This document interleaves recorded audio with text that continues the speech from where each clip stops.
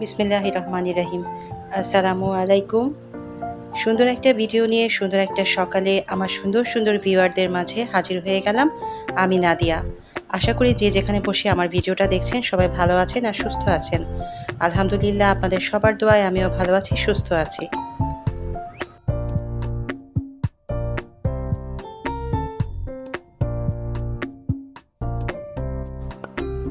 আমার দিনের শুরুটা এভাবেই হয়। যতটুকু সম্ভব আমি চেষ্টা করি দিনের শুরুটাতে নিজেকে একটু ফ্রেশ আর হালকা রাখার।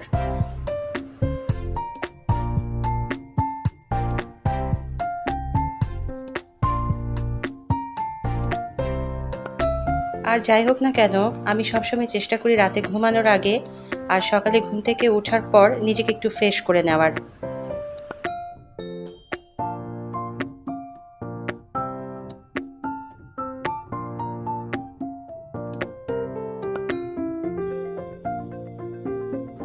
এদিকে আমি ঘুম থেকে উঠে ফ্রেশ হয়ে ঘর থেকে বের হতে হতেই দেখি যে আমার ছোট মেয়ে একদম রেডি হয়ে গেছে।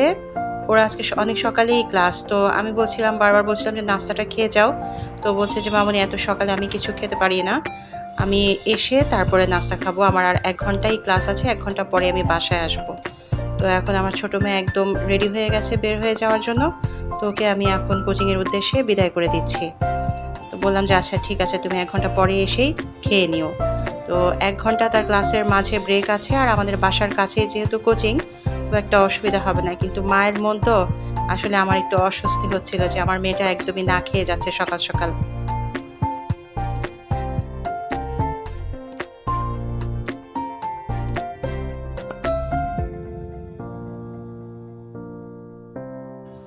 তো আমার মেয়েকে বিদায় দিয়ে এসে আমি একটু বারান্দায় দাঁড়ালাম। সকাল সকাল বারান্দায় দাঁড়াতে তো ভালোই লাগে, আর আমার প্রতিদিনের অভ্যাস যে সকালে এসে আমি একটু গাছপালাগুলোকে দেখি।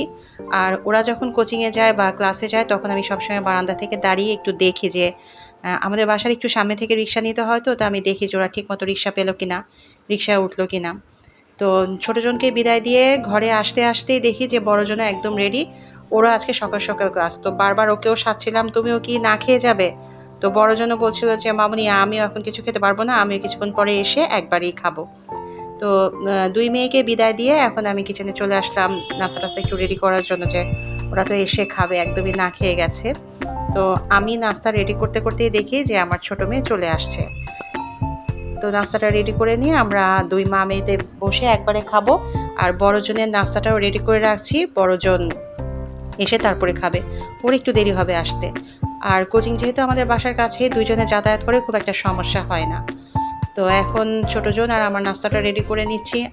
ওরা খায়নি, আমারও খাওয়া হয়নি, আমিও ওয়েট করছিলাম যে ঠিক আছে ওরা আসলে একবারেই খাবো। তো আজকে আমাদের নাস্তায় মেনু ছিল পরোটা আর ডিম পোচ। তো এই যে দেখেন আমার ছোট মেয়েও এসে আমার সাথে দাঁড়িয়েছে। আমি যখন রান্না করি বা রান্নাঘরে অন্য কোনো কাজ করি বা ঘরের কোনো কাজ করি, আমি সবসময় চেষ্টা করি আমার মেয়েদেরকে সাথে রাখার জন্য। আর ছোট থেকে যেহেতু আমি সবসময় ওদেরকে এই অভ্যাসটা করেছি, ওরা এখনও চেষ্টা করে, নিজেরাও এখন দেখি যে নিজেদের মাঝেও এই জিনিসটা চলে আসছে ওদের, যে আমি যখন কোনো কাজ করি ওরা আমার পাশে এসে দাঁড়ায়। এখন আবার জিজ্ঞেস করে যে মামুনি কিছু করতে হবে, আমরা কি কিছু করব। তো আমি কিন্তু ছোট থেকে বাচ্চাদেরকে অভ্যাস করেছি টুকটাক কাজকর্ম নিজের কাজ নিজে করার জন্য। যাই হোক, এই যে আমরা এখন মা মেয়েতে বসে গেলাম, এখন নাস্তাটা খেয়ে নিচ্ছি। ছোটজন তো এসে কাপড়ও চেঞ্জ করে নেই, খেয়ে একটু পরে ও আবার বের হয়ে যাবে। তো যেহেতু আজকে ওরা সারাদিন খুবই বিজি, তো আমি দেখলাম যে সকালবেলা ওরা বিছানাটা করারও সময় পায় নাই আসলে। আমি অবশ্যই এমনিতেই চেষ্টা করি, আর আমার মেয়েরাও এখন করার চেষ্টা করে যে নিজেদের কাজগুলো নিজেরা, যেমন নিজেদের ঘরটা গুছানো, নিজেদের ওয়ার্ড্রোব, নিজেদের জামা কাপড় গুছানো, নিজেদের বইপত্র গুছানো। এখন আর আমি এগুলো করে দিই না, ওরা নিজেদের কাজ সুন্দর করে করতেই পারে। এমনকি রান্নাবান্নার কিছু কাজও এখন ওরা করতে পারে। তো আজকে দেখলাম যে না, আর সম্ভব হবে না ওদের জন্য। তো আমি নিজেই ওদের ঘরটা আজকে গুছিয়ে দিচ্ছি।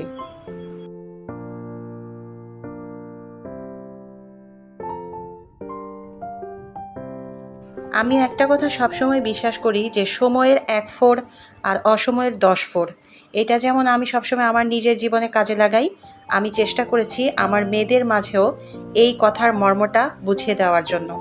আলহামদুলিল্লাহ, যেহেতু ছোট থেকে ওরা এই পরিবেশটাই দেখে আসছে, এখন আস্তে আস্তে ওরা নিজেরাও এটা বুঝে গেছে যে সময়ের কাজ সময়ে করতে হবে, হাতের কাজ নিজের পড়াশোনা কখনো ফেলে রাখা যাবে না।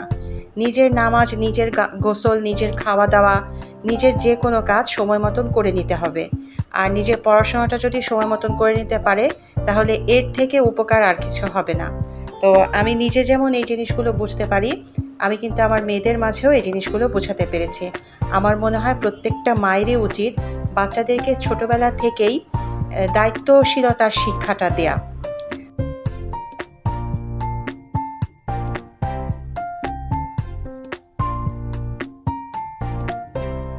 তো যাই হোক, খুব ঝটপট ঘরবাড়িটা গুছিয়ে ফেললাম। তো ঘরের কাজ এই যে একদম টিপটপ হয়ে গেছে। এখন আমি চলে যাব রান্নায়।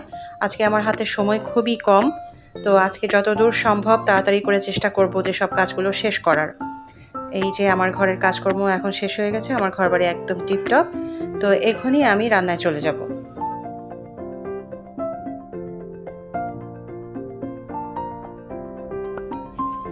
তো রান্নার জন্য আমি আজকে একটা চিকেন রেসিপি করছি। এখানে আমার কাছে 1 কেজি মতন চিকেন ছিল। তো এই চিকেনটাকে আমি আগে ম্যারিনেট করে নিব। এর জন্য পরিমাণ মতন দিয়ে দিলাম লবণ আর চিনি। আর এখন দিয়ে দিচ্ছি 1 চা চামচ গোলমরিচের গুঁড়া।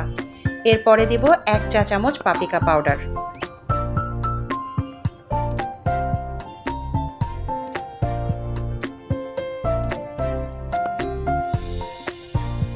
এখন দিয়ে দিচ্ছি আস্ত একটা লেবুর রস।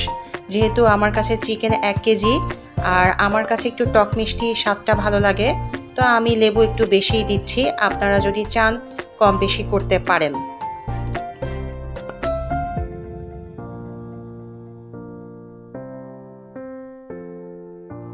এবার দিয়ে দিলাম 1 চা চামচ আদা পেস্ট আর 1 চা চামচ রসুনের পেস্ট।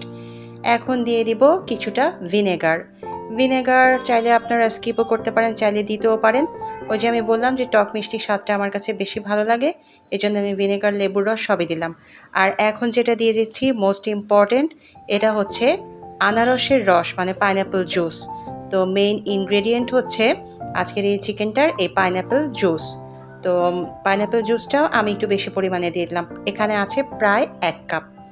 তো পাইনঅ্যাপল জুস দেওয়ার পরে আমি এই চিকেনটাকে এখন ঘন্টাখানেকের জন্য ম্যারিনেট করে রাখবো ফ্রিজে।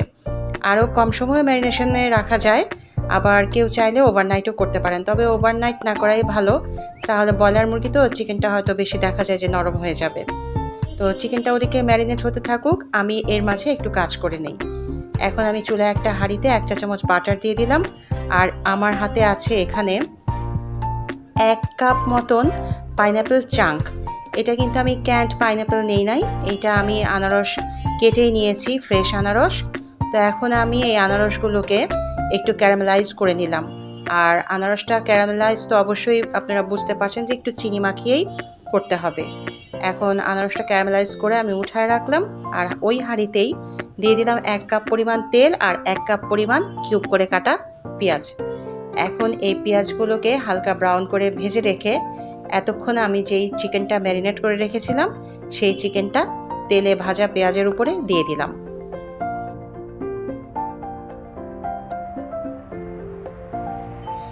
এবার মুরগিটার কালার চেঞ্জ হওয়া পর্যন্ত অপেক্ষা করে এর মাঝে দিয়ে দিলাম আমি 2 চা চামচ সয়া সস। আর এখন দিয়ে দিব 2 চা চামচ মতন ওয়েস্টার সস। আপনারা যদি কেউ চান তাহলে স্বাদ অনুযায়ী সসগুলোর পরিমাণ কম বেশি করতে পারেন। আমার মনে হয়েছে এই পরিমাণটা আমার টেস্টের জন্য ঠিক আছে, এজন্য আমি এই পরিমাণটাই নিয়েছি। এরপর দিয়ে দিলাম 1 চা চামচ কারি পাউডার। কারি পাউডারটা সব দোকানেই কিনতে পাওয়া যায়, এটার বাসায় বানানোর কিছু নাই, এটা যার প্রয়োজন দোকান থেকে কিনে নেবেন। আর এরপর একটু নাড়াচাড়া করে আমি কয়েকটা কাঁচামরিচ দিলাম আর দিলাম আরও একটু পাইনঅ্যাপল জুস। আমার কাছে টক মিষ্টি স্বাদটা ভালো লাগে আর পাইনঅ্যাপেলের ফ্রেশ ফ্লেভারটা খুবই ভালো লাগে এই চিকেনটার মাঝে, এই জন্য আমি চেষ্টা করেছি পাইনঅ্যাপল জুসটা একটু বেশি দেওয়ার জন্য। আর 5 থেকে 7 মিনিট নাড়াচাড়া করলেই কিন্তু এই চিকেনটা রেডি হয়ে যাবে। তো এখন আমার চিকেনটা হয়ে গেছে, আমি নামিয়ে নিলাম। নামিয়ে এখন ডিশ আউট করে নিচ্ছি। তো এই যে দেখেন আমার চিকেনটাও ডিশ আউট হয়ে গেছে।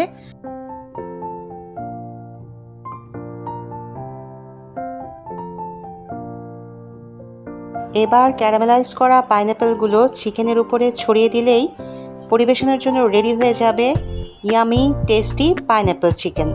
আপনারা ট্রাই করে দেখতে পারেন, খুবই টেস্টি আর খুব একটা ফ্রেশ ফ্লেভার হয়। এক ধরনের চিকেন খেতে খেতে তো আসলে বিরক্ত হয়ে যাই আমরা, তো এটা একটু করে দেখতে পারেন, একটু অন্যরকম লাগবে আর অবশ্যই একটা ফ্রেশ ফিল দিবে। তো আজকে এই পর্যন্তই, ইনশাআল্লাহ তাআলা দেখা হবে খুব তাড়াতাড়ি অন্য কোনো কাজ নিয়ে। সেই পর্যন্ত সবাই ভালো থাকবেন, সুস্থ থাকবেন আর অবশ্যই আমাদের জন্য দোয়া করবেন।